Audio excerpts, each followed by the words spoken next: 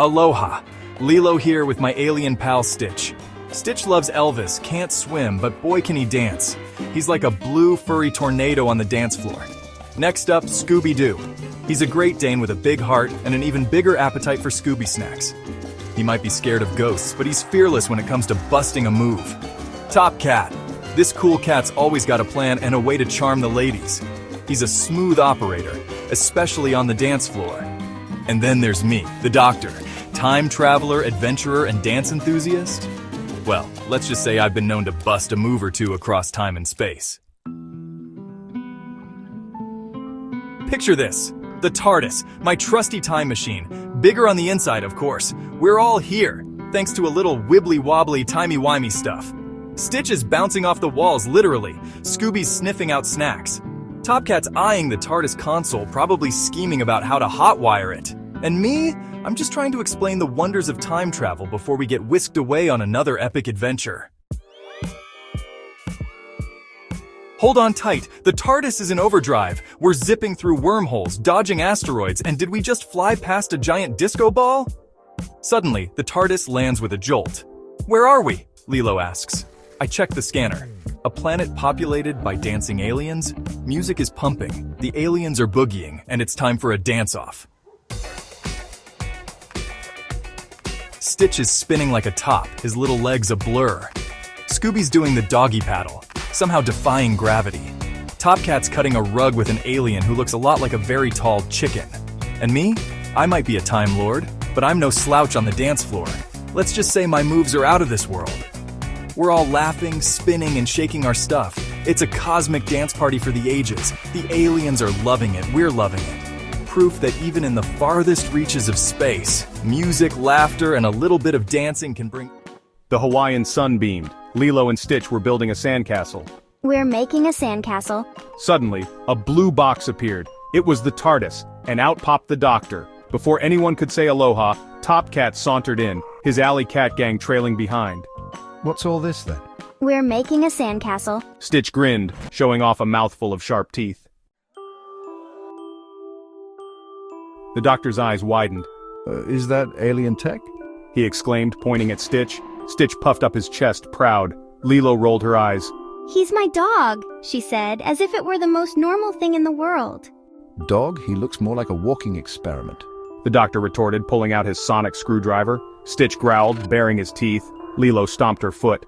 Don't be mean to Stitch.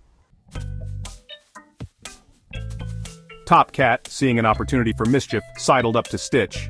So, you think you're tough, huh? He sneered. Stitch crossed his arms, unimpressed. Top Cat, leave him alone. Stay out of this, little girl. He turned back to Stitch. I bet I could steal that shiny thing from that blue box before you could even blink. He said, gesturing to the TARDIS with his thumb.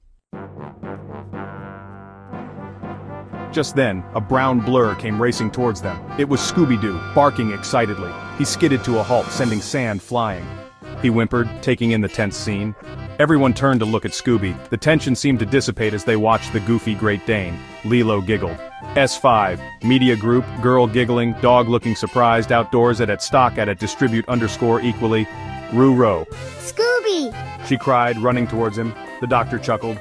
Well, that's one way to break the ice, he said, putting away his sonic screwdriver. Even Top Cat cracked a smile. It seemed like Scooby-Doo had, once again, saved the day, just by being his clumsy, lovable self. Stitch and Top were best friends. They loved adventures. One day they decided to explore the woods. I dare you to knock on the door, Stitch said. He pointed at the creepy old house. Top felt scared. Okay, he said, trying to be brave. The house stood at the edge of the woods. It was dark and quiet. No lights shined. Cobwebs covered the door. Top crept towards the porch. His heart pounded in his chest. He raised his hand to knock. Before he could touch it, the door creaked open. A voice boomed from inside. "Who's there?" Top jumped back. He bumped into Stitch. They both gasped. Two figures stood in the doorway. One was tall and thin with long arms. The other was short and round with glowing eyes. "Don't be scared," the tall one said. His voice was deep and echoey. "We're G-Man and Boogman. Come in." Stitch and Top hesitated. They didn't know whether to run or stay.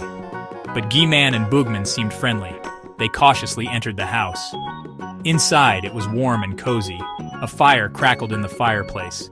The aroma of cookies filled the air. Gee-Man offered them tea and cookies. Stitch and Top soon learned that Gee-Man and Boogman were not scary at all. They were just lonely. They loved making new friends.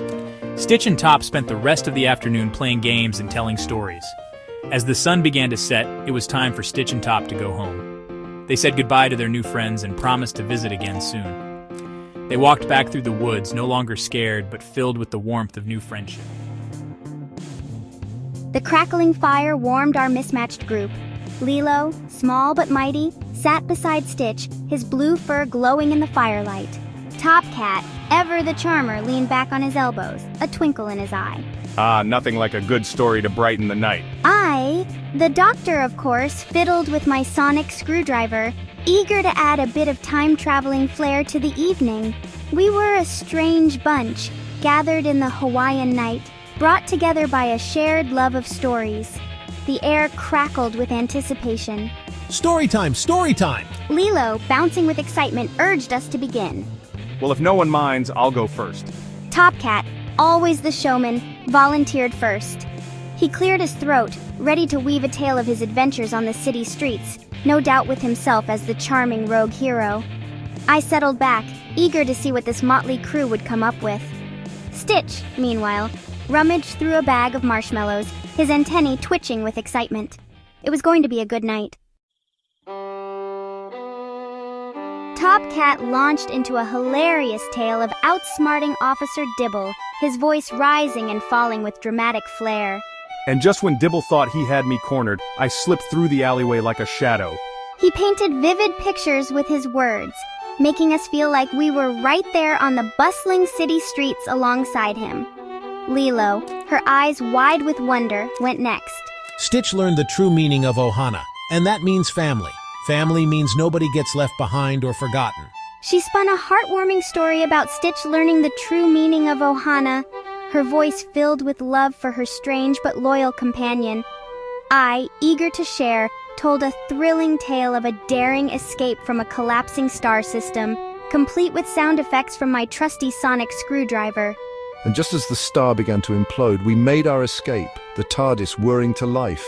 The others listened, captivated, as I described the wonders and dangers of time travel. With each story, the fire seemed to burn brighter, casting dancing shadows on our faces. Laughter filled the air, interspersed with gasps of surprise and moments of quiet reflection. A rustling in the bushes broke the spell. Two figures emerged from the darkness. One, tall and lanky with glowing green eyes, the other short and stout with a mischievous grin. It was the Boogman and Gee-Man. Hello, everyone. Hey, what's up, folks? We were all taken aback. What were these two doing here? The Boogman, usually a fearsome sight, seemed oddly subdued. Gee-Man, on the other hand, bounced on the balls of his feet, eyes twinkling with mischief. They joined our circle, their arrival adding a layer of unexpected excitement. The Boogman, surprisingly, shared a touching tale about overcoming his fear of the dark. Even the darkest shadows can be a place of comfort if you learn to face them. Gee-Man, true to his nature, told a series of outrageous jokes that had us all in stitches. Why did the computer go to the doctor? Because it had a virus. As the night deepened, we shared more stories, each one a testament to our unique personalities and experiences. The fire crackled, casting a warm glow on our faces. We laughed, we gasped, we learned from each other. Even though we were from different worlds, with different backgrounds and experiences, we found common ground in our love of storytelling. The night deepened, the fire slowly died down, leaving behind glowing embers and the lingering warmth of shared laughter and adventure. This was the best night ever. Gotta say, it's been a real treat. Nights like these are truly timeless. I'll remember this always. Same here, folks. As we finally settled down for the night, the stars twinkling above us like a million tiny campfires, I knew this was a night we would never forget. We had shared more than just stories. We had shared a part of ourselves. And that, I realized, was the true magic of Going to Britain. Not just for a vacation, but for Britain's Got Talent. Lilo had always loved singing and dancing. Scooby? Well, he was a natural-born entertainer, even if he was scared of his own shadow sometimes. Lilo had a special talent. She could bring puppets to life. Scooby was her trusty assistant and moral support. He also had a knack for sniffing out Scooby snacks, but that was a story for another day. They practiced their act every day on the beach in Hawaii. Lilo with her ukulele and her puppets, and Scooby with his goofy charm were ready. Ready for our big adventure, Scooby? Lilo asked, her eyes sparkling. Scooby, munching on a Scooby snack, nodded enthusiastically. Britain's Got Talent, here they come. The flight to Britain was long. Lilo kept Scooby entertained with stories of the Queen and Big Ben. Scooby, of course, was more interested in the in-flight snacks. After all, a growing dog needed his energy, right? They landed in London and went straight to their hotel. It was fancy. Scooby, used to sleeping in his doghouse, was very impressed by the fluffy bed. Lilo couldn't wait to explore the city, but first they had to practice. Okay, Scooby, Lilo said, setting up her puppets. Remember the plan? Scooby barked, grabbing a puppet in his mouth playfully. Lilo giggled. No, Scooby, not like that. Their room was filled with laughter as they practiced their act. The day arrived. Lilo, dressed in a sparkly hula skirt, and Scooby, with a red bow tie, waited nervously behind the stage. The music started. It was their cue! Lilo strummed her ukulele, singing a cheerful Hawaiian song. Scooby danced along, his ears flopping. Then, the magic began. Lilo's puppets came alive. They sang, they danced, they even told jokes. Scooby, pretending to be scared, ran around the stage, making the audience roar with laughter. For the grand finale, Lilo made the puppets disappear. Scooby, in a moment of unexpected bravery, pulled out a bouquet of flowers from thin air. It was a magical performance. The music stopped. Silence. Then, thunderous applause. The audience loved them. The judges, even Simon Cowell, were smiling. Lilo and Scooby took a bow, their hearts filled with joy. They didn't win the competition, but that didn't matter.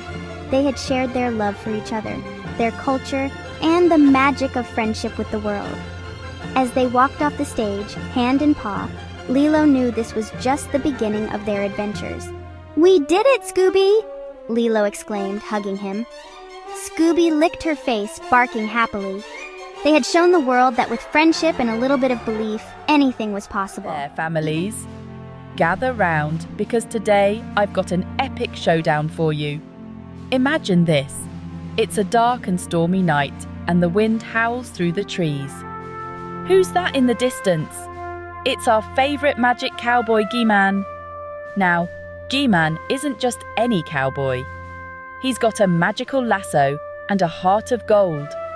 But tonight, he faces his toughest challenge yet. The ghost villain, Maximilian. Maximilian is no ordinary ghost. Clad in dark, flowing robes and with eyes that glow like embers, he's been stirring up trouble all over town. Spooky, right? But G-Man isn't afraid. With a flick of his wrist, he twirls his magical lasso and sets off to save the day. The wind whips through his hair, and the stars sparkle like tiny diamonds in the sky. Just when it seems like all hope is lost, G-Man hears a familiar voice. It's Boogman, the friendly spirit who always appears by the campfire to share stories and wisdom. Boogman tells G-Man that Maximilian's power comes from a cursed amulet hidden deep in the ghostly forest. G-Man nods, determination in his eyes. He knows what he has to do. With Boogman guiding him through the shadows, they venture into the heart of the forest. The trees seem to whisper secrets, and eerie lights flicker in the distance. Finally, they reach the ancient ruins where the amulet is kept. Maximilian appears, his ghostly form swirling and menacing. But G-Man, with Boogman's help, stands his ground. With a quick move, he throws his magical lasso, capturing the amulet. As the cursed amulet shatters, Maximilian's power fades, and he vanishes into thin air. The forest returns to its peaceful state, and the stars shine brighter than ever. Gaman and Bugman share a victorious smile. So remember, families, no matter how spooky things get, there's always hope when you have friends by your side. Stay brave, stay kind, and keep those campfire stories alive. Until next time, see ya.